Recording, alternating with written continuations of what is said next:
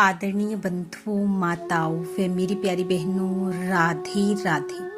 आप सभी का हमारे YouTube चैनल जीवन की धारा पर बहुत बहुत स्वागत है। बंधुओं, आज हम इस वीडियो में भगवान भोलेनाथ व उनके आस्तिक और नास्तिक दो भक्तों की कथा कहानी सुनेंगे, जिसे सुनने सुनाने से भगवान भोलेनाथ की कृपा से मनुष्य के जीवन में तरक्की के रास्ते खुलते हैं व मन इच्छा पूर्ण होती है।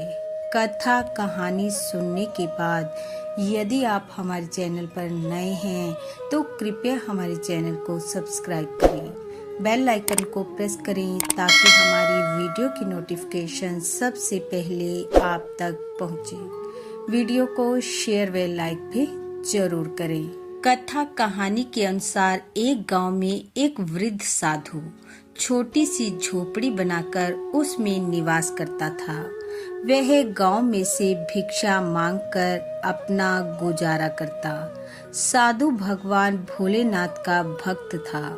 वह प्रतिदिन गांव के बाहर स्थित शिवालय में जाता, भगवान शिव की पूजा करता और दीपक जलाता।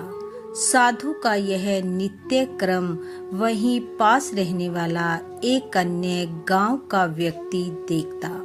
वह व्यक्ति भगवान को नहीं मानता था, क्योंकि वह एक गरीब था। वह अपना व अपने परिवार का गुजारा बड़ी मुश्किल से कर पाता था और अपनी मुश्किलों के लिए वह भगवान को दोष देता था। इसलिए जब साधु भगवान भोलेनाथ के आगे दिया जलाता तो वह उसे रोकता, और जब साधु नहीं मानता तो वह नास्तिक व्यक्ति फूंक मारकर दिया बुझा देता। साधु को उसके इस कार्य पर अत्यधिक क्रोध आता, लेकिन वह कुछ नहीं कर पाता। अब उन दोनों का यह नियम बन चुका था कि साधु शिवालय में दिया जलाता और वह नास्तिक फूंक मारकर दिया बुझा देता। एक दिन साधु ने उसे प्यार से समझाया कि देख भले मानस, भगवान के आगे लगा दिया बुझाने से भगवान भोलेनाथ नाराज हो जाएंगे। तू ऐसा कार्य करता है, वह सब देख रहे हैं। साधु की बात सुनकर नास्तिक बोला, अगर तेरे भोलेनाथ देख रहे हैं और उन्हें ये बात बुरी लग रही है तो वे मुझे आकर रोक दें, मैं रुक जाऊंगा। साधु बोला, तू तो बहुत बड़ा नास्तिक है, और ऐसा कहते हुए वह वहां से निकल गया। उन दोनों का यह सिलसिला दिनों, महीनों और सालों तक चलता रहा। साधु भगवान शिव के आगे दिया लगाता और वो बुझा देता। ऐसा होते होते एक दिन रात से ही वर्षा शुरू हो गई।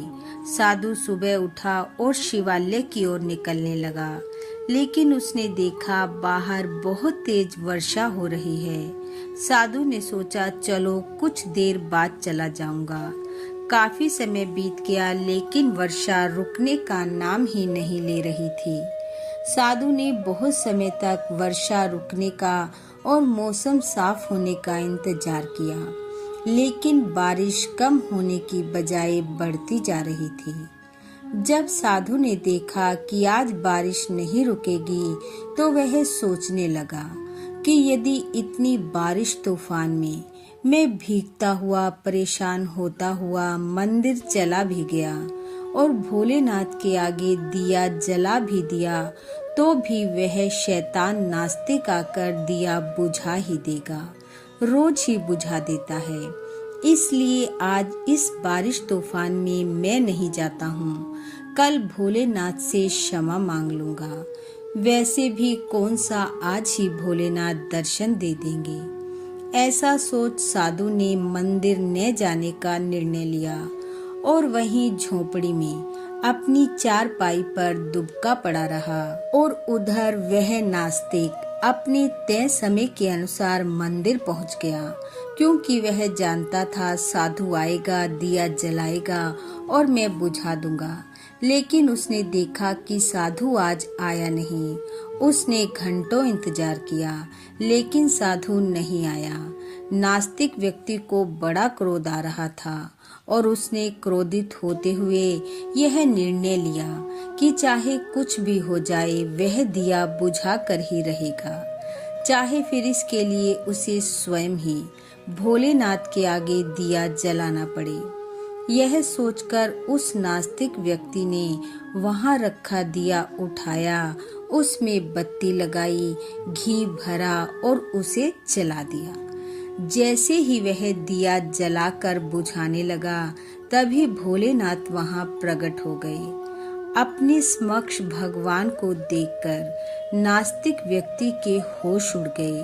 वह भगवान के चरणों में गिर पड़ा और बोला, प्रभु, मुझ नास्तिक पर ये कृपा क्यों? तब भोलेनाथ ने कहा, हे पुत्र, उस साधु से भी अधिक श्रद्धा और विश्वास तुम्हारे अंदर है। आज वह साधु देव यह सोचकर दिया जलाने नहीं आए कि कौन सा मैं आज ही आकर दर्शन दे दूंगा, लेकिन इतनी बारिश और तूफान में भीगकर तुम यहाँ दिया बुझाने आए। भगवान भोलेनाथ ने कहा, मुझे आज ही आना था, सो मैं आ गया। जो आया उसने पाया और जो नहीं आया वह रह गया। और भगवान उस नास्तिक व्यक्ति को आशीर्वाद दे अंतर ध्यान हो गए। भगवान भोलेनाथ की कृपा से उसके घर अन्न धन के भंडार भर गए। सुख समृद्धि व ऐश्वर्य से उसका घर भरपूर हो गया। हे भोलेनाथ, जैसी कृपा आपने उस नास्तिक व्यक्ति पर की, वैसी सब पर करना।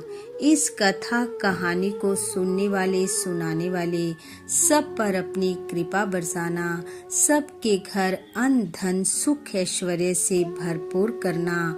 इन्हीं शुभकामनाओं के साथ आप सबका बहुत बहुत धन्यवाद। राधे राधे।